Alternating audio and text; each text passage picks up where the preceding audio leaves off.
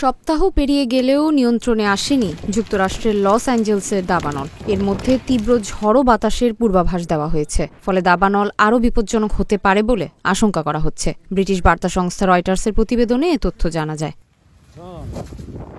অন্তত ৩টি জায়গায় ছড়িয়ে পড়া দাবানল এখনও নিয়ন্ত্রণে আসেনি। মার্কিন আবহাওয়া পরিষেবা তাদের পূর্বাভাসে জানায়, সোমবার থেকে শুষ্ক স্যান্টা অ্যানা ঝড়ো বাতাস ঘণ্টায় ৫০ থেকে ৭০ মাইল বেগে বইতে শুরু করবে, যা বুধবার পর্যন্ত অব্যাহত থাকবে।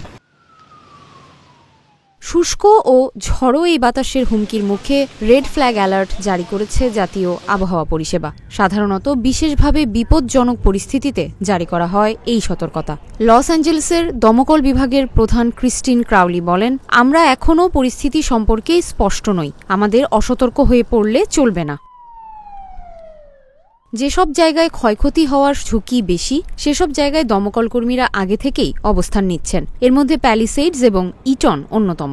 এই দুই জায়গায় ৮৫০০ জনের বেশি দমকল কর্মী মোতায়েন করা হয়েছে।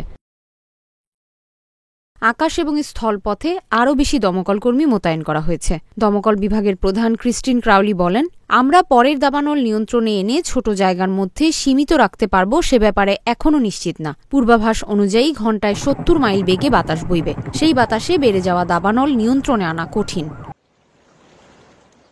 এদিকে নতুন করে ঝড়ো বাতাস ফিরে আসলে দমকল কর্মীরা বিভিন্ন স্থানে যেসব আগুন নিয়ন্ত্রণে আনতে পেরেছে তা আবার ছড়ানোর আশঙ্কা আছে। প্যালিসেডসের আগুন ১৪% নিয়ন্ত্রণে এসেছে।